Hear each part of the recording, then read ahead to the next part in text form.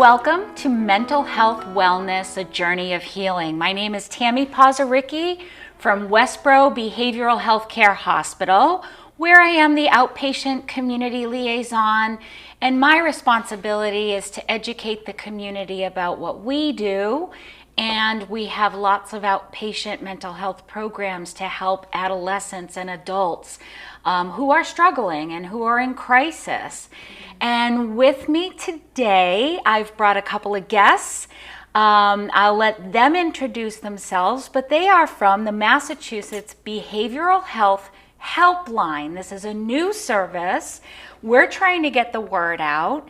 So welcome. Thank you so much for joining me today. Thank you for inviting us. Thank you. Elizabeth, would you mind introducing Sure. yourself, telling us a little bit about yourself, what your position is, and then we'll go to Anna.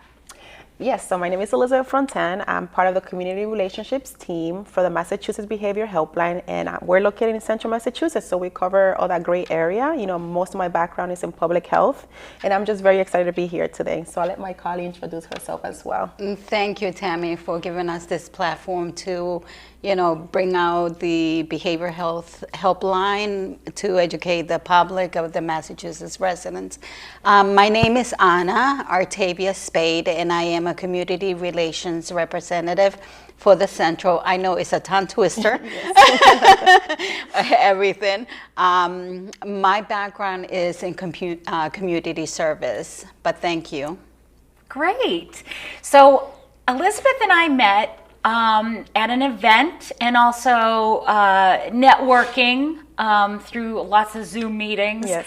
And after hearing about this helpline, I said, everybody needs to know it, because it is like a lifeline, right? So can you tell us what it is, and as much information about the behavioral health helpline as possible? And then I'll ask you more questions as we go. Definitely.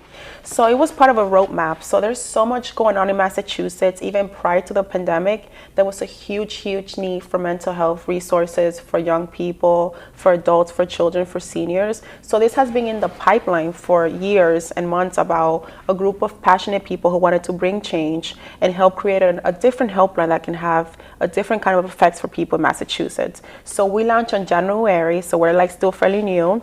And basically the goal is just to provide behavior health, mental health, addiction, and other resources for other residents of the Commonwealth of Massachusetts. So you could be a parent with a small child, you could be a parent experiencing postpartum depression, you could be a college student who moved from a different state or who's part of here living in Massachusetts who need kind of resources and support. You could be an international student, you could be a young person yourself, a senior person who needs more resources. And basically you can call, you can chat, you can text 24 hours, 7 days a week, free, totally free, insurance blind, and you can connect with a real clinician in real time. Wow, that's amazing. Yeah. And that's something that's so needed. They had recently launched the 988 number, which is the crisis line for suicide and hopefully prevention. And so when they call or text, or who are they speaking with? They are, every call speak with a live clinician. A licensed mental health clinician? They're Correct. either bachelor's or master's degree. Wow. Yes. Okay. And Elizabeth said it well, we are open 24 hours a day, 7 days a week, but we not only make it available, but accessible. It comes in 200 plus languages. So if English is not one of your languages, you don't have to, you could still call, we could still help you. And that's amazing. Yes. And we also serve the deaf and hard of hearing community. So we also have people online ready to assist so that people who are, virtually impaired or who are hard of hearing or who have hearing aids or who have cochlear implants can still have access to this resource, because it's such a spectrum too for that, and we just want to make sure we help them. The best part is that there's no hold time. So like they connect you right away. There's no Whole time. Yeah, so you don't have to speak to, like, you don't listen to much of a music, elevator music. You get connected right away. Like, to me, that's amazing. When you're in crisis, and when you're stressed, and when you really need help and you're going through a difficult time, you need that help right away. You don't need to speak to 7-10 people to just tell one person like what's going on. And they just engage in a casual conversation with you, and through that casual conversation, they're taking notes, they're making an assessment, they're processing everything that you're saying, and they're already thinking, their wheels already rolling, like, how can we help this person? How can we help this family? How can we help this individual? And after that conversation, they can do a warm referral with your permission. They ask you for just general information so that you don't have to constantly keep repeating yourself, especially if you have a language barrier and you might not be able to communicate that to like a community resource. Let's say, for example, food pantry, or just having like mental health services. To me, that's amazing. It's at your fingertips. Yeah. And no one is excluded. Exactly. That's the amazing thing. I mean, even at Westboro, we have phenomenal outpatient programs, but it's unfortunate that it is a group setting, right? So group psychoeducation, group psychotherapy. But if we can find multilingual clinicians to come, we'd welcome that, because we'd love to be able to diversify. I mean, we have translation opportunity, but it's not as effective, right? If you're in a group with other people who can't speak your language. So having that opportunity to at least speak with a clinician, no matter what your language is, that's great. Yeah, and the best part too is that you get to build trust with people too, because we don't do anything without their consent. So every step or everything that we're going to do moving forward with the information you gave us, we appreciate it, we respect it, and we totally communicate that with you. Like, even if the person is in crisis and we need to utilize mobile crisis or any other kind of intervention, you know about that's happening, and we give your permission, we understand, we explain it to you, we work with you, and we try to meet you where you at. We're trying to minimize people going to the emergency room. We're trying to minimize people from having crisis. So even if you're not in a full crisis and you're having a difficult time, you can call the helpline and get connected with resources. It could be inpatient treatment, outpatient, support groups. It could be support groups for new parents. It could be support groups, for students who are getting acquainted to a new state, or just like senior citizens who need more support in the community as well. So do you have a team that sort of gathered all the resources? Yes, so like Elizabeth said, it's a full range of services that we provide, not only for crisis, but also resources. So if anybody is calling that is not a crisis, but they're looking for resources, we're also there. Like for yourself, if you're working with some individual and you're trying to find some kind of resources in your community, you could always call us. So the professionals can even call. Yes. This is for great. doctors, for professionals. It's for everybody. It's called the helpline for everybody. And of course, we're there. We have a full range of services for individuals or families in need. And the best part is that we call them back after they get connected to one of our community behavioral health centers. That's really important, right? Yes, the follow through. the follow-up, And not only is it important for the safety of the individual, but it's also important because they know somebody cares. Yeah, exactly. And it's peer specialists. It's people who might understand what it's like to lose somebody, who what it's like to have mental health, what it's like to have grief, what it's like to not have food or have access to resources. And we'll keep calling you and working with you and keeping track of that data with your permission, of course, to keep helping until you're like, hey, please don't call me anymore. I got all the help I wanted. I feel like I'm in a good place. We want to hear that. Yeah, we want to hear please don't call. That's great. Yeah. Is there a protocol of how many times you have to call back? It's indefinitely. Like, you can even call multiple times in a day if you need to. So for urgent care, when the individual or the family is being seen within the 48 hours because it's urgent, we usually call them right away, 48 hours. And if it is like therapy that they just need, that they could wait for the next available appointment, it is during 3 to 4 weeks that they get a call back, just to see how they're doing. If they got connected to a provider in their community, and also if there is a need of other resources like transportation, babysitting, food, housing, all of that. Yes. Exactly. So if you're homebound, let's say, and you can not have access to that, we try to connect you with a therapy service that can do virtual meetings and things like that. Oh, telehealth. Yes, definitely. So thank you, technology. I know.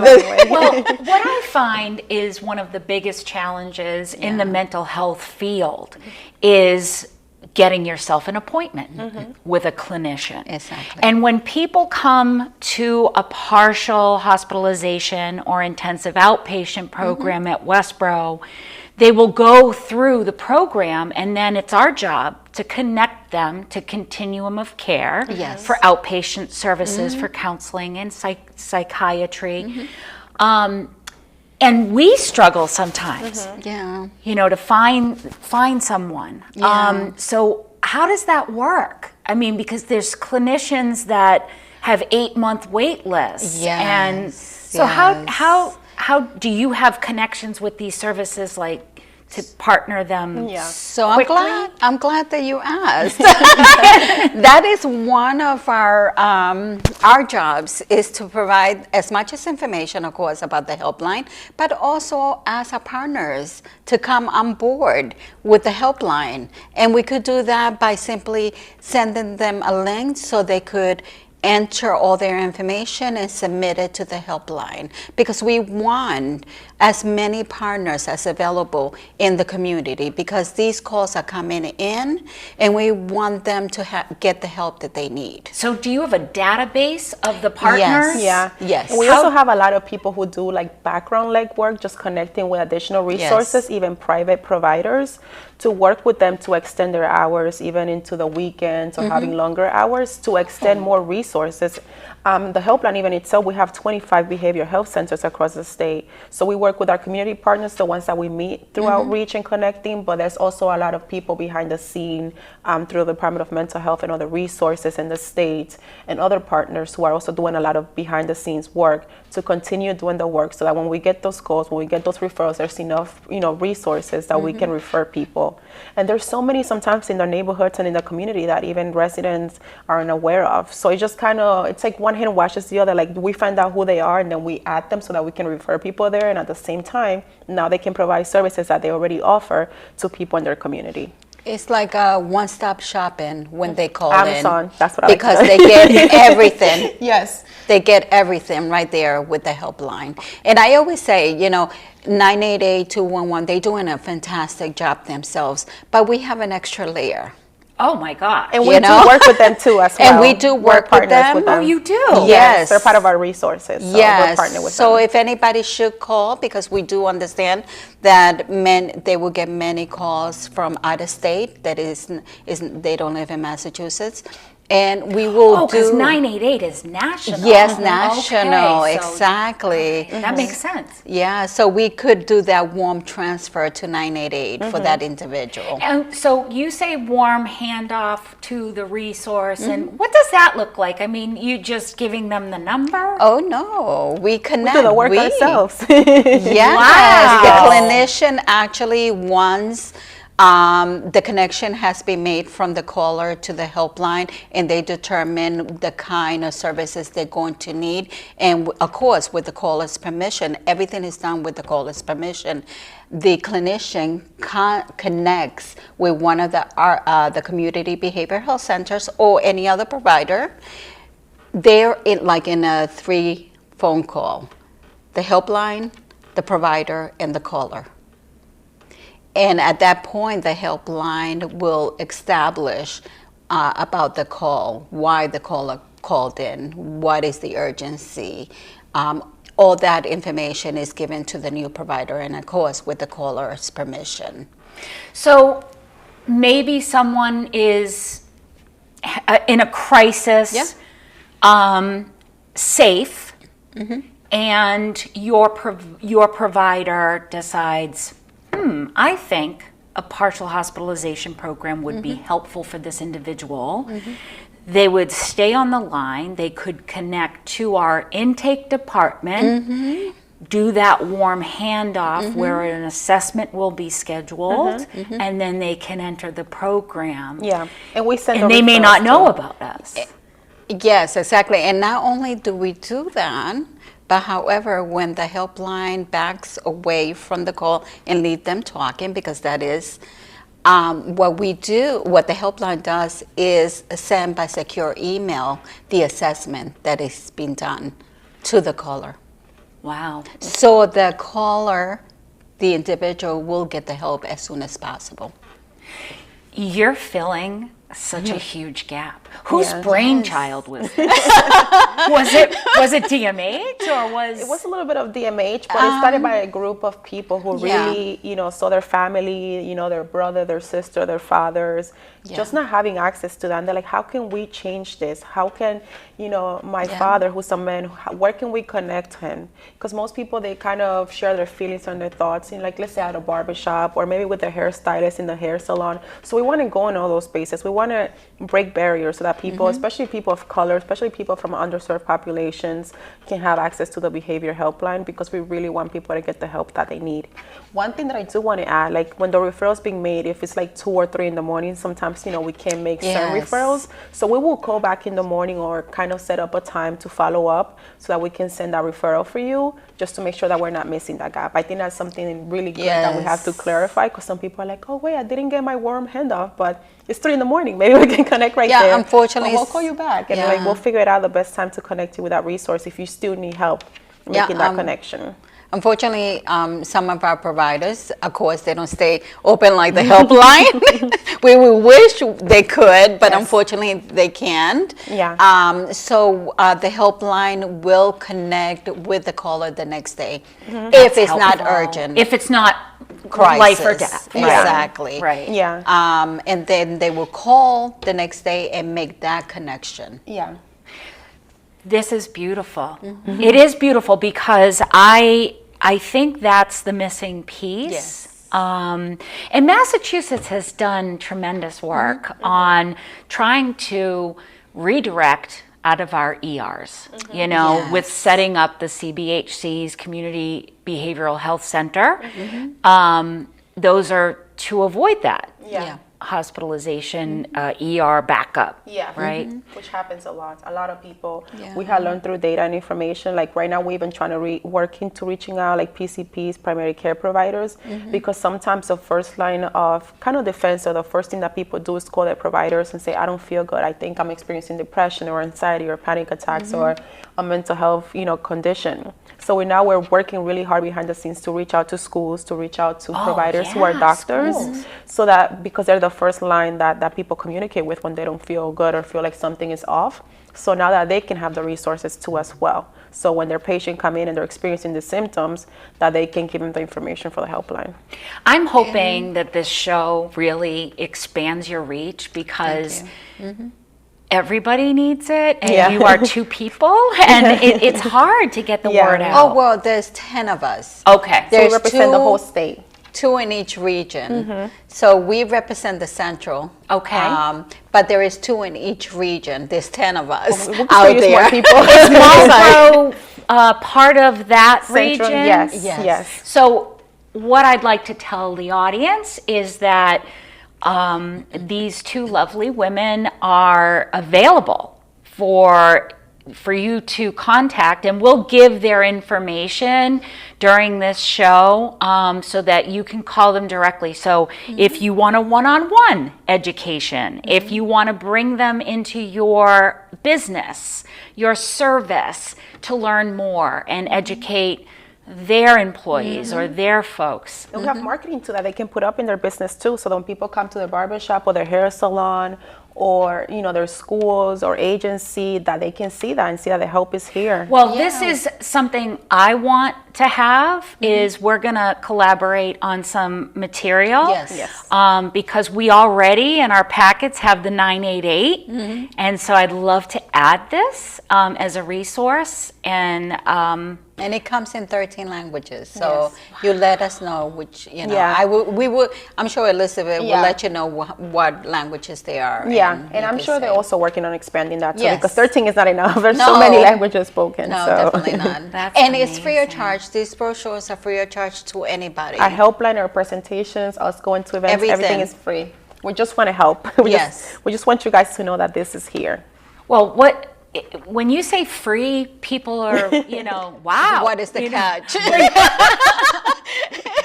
There's no catch. Yeah. We just want you to know what is available. How do folks like us, like Westboro, how do we become a partner? So it's really easy. We will love to present to you. Yes. So you will have an idea what the helpline is.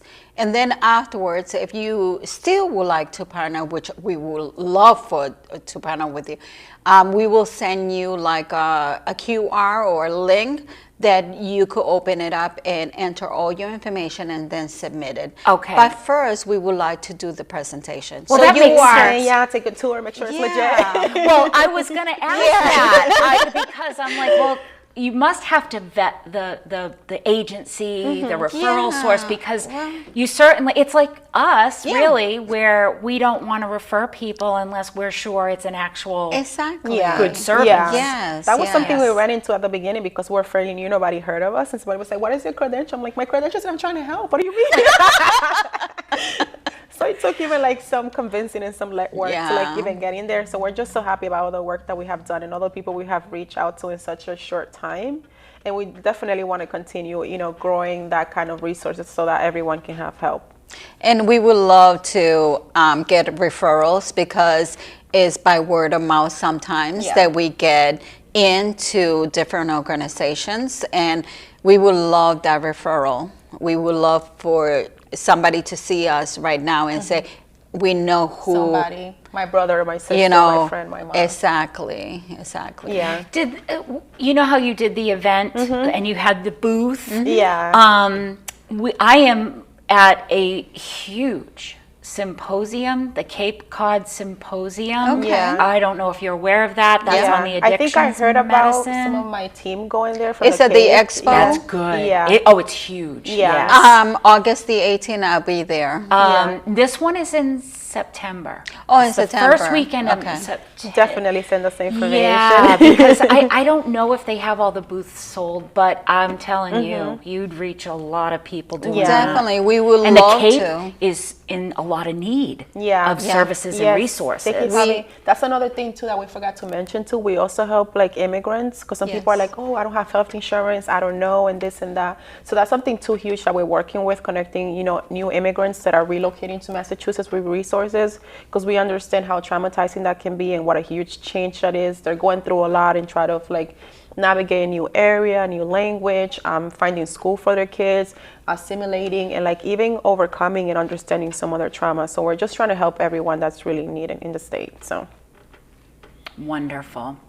Well, is there anything else you would like our audience to know about Massachusetts Behavioral Helpline? Yes, a lot more. We have a few more things we want to say. You're on. definitely.